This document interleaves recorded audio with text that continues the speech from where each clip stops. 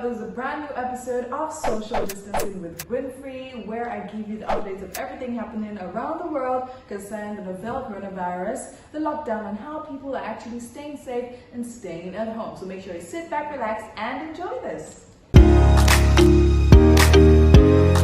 So we're starting off today talking about the chief of staff to the president of Nigeria, Abba Kyari, who actually contracted the coronavirus a while back. He was actually confirmed dead sometime last week. However, his funeral was planned and executed a few days after his death, right? So what happened was at the funeral, which happened at the Gudu Cemetery in Abuja, there were scores of people right there to bury this man. And it was crazy because a lot of Nigerians took to different social media platforms to complain. Why? Because a lot of people were angry at the fact that Funke Akindele, amidst others, have been persecuted for this same thing of gathering a crowd of over 20 people. And it's just mind-boggling to think about the fact that, okay, this is government, this is federal stuff, and they're doing the same thing at a worse degree. Okay, it's not only it's bad enough that there was a crowd there, it's also crazy that the person that died actually died of the virus.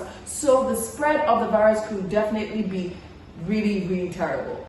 Next up, we're going all the way to Ghana. Okay, it's not so all the way because Ghana is just like right beside Nigeria, but you understand and you get my drift. Okay, so in Ghana, President Nana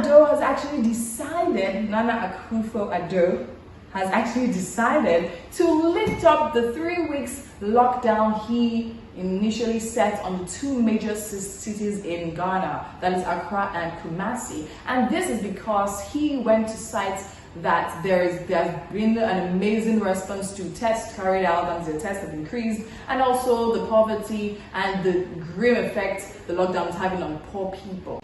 Globally, right now, we've recorded over, like the digits are speeding past 2 million coronavirus positive cases and over 170,000 deaths.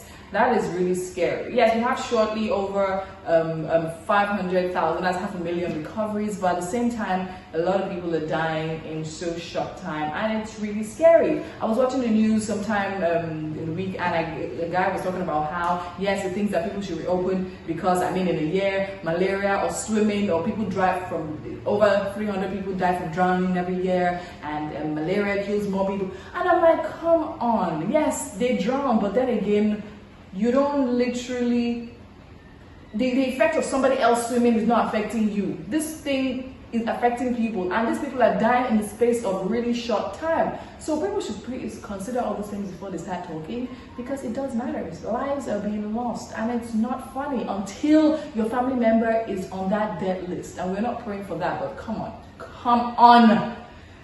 Down to Nigeria, my beloved country. So this is what's actually happening. Okay, so have you heard of the 1 million boys? In case you haven't, right? So the 1 million boys are the boys that have actually threatened neighborhoods, gone to steal and harass people during the lockdown period, steal from them and threatened. They've threatened in all manner of ways. They've written letters to neighborhoods in around Oroshoki and those axes, and it's really crazy because they actually pumped a whole lot of fear and terror into the minds of residents in that area, and honestly that isn't cool. Okay, so now the thing is, since this happened, yes, a lot of people have been calling out to the federal government, to the local government and state government to come and help us, like come and secure our neighborhoods and all of that. Like, it's one thing to order lockdowns, one thing to give food to just a limited number of people, is another thing to actually make sure that we are secure. So because no adequate response has been given since this cries have been made,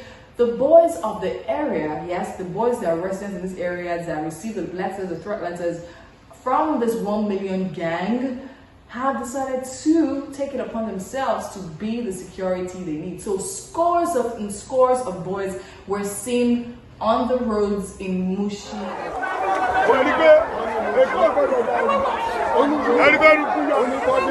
Moving on. So if there's something Nigeria has to a very high degree, is celebrities, right? And this period has honestly not been easy for celebrities. Why? Because they have been hounded, bullied, threatened, blackmailed, to name a few. Okay, so we know that the whole lockdown thing has put a lot of pressure on businesses, a lot of pressure on young Nigerians, and of course we know that not everybody can afford these times, as these are hard times. A lot of celebrities have actually gone out of their way to do a lot of giveaways. Some have gone to the streets to share food for people, to share supplies for people. They are also helping the government to share relief packages. Some have actually gone online to share food, because I know Toke Makinwa actually did gather with a number of people to gather a number, like a sum of money to distribute, right? Then I know people have done, like AY has been giving live cash back to back on his platform. Different celebrities have been doing, MC Shakaratu on his platform, live videos, giveaways, money, cash here. Different things have been happening with a whole lot of celebrities. However, these things do not stop. Okay, so I actually came across a tweet by edochi, who's actually came out to talk about how, see guys, like when he was real, he said, see, it's everybody that is in this mess together, because for 3 weeks now, in his words, nothing has come in.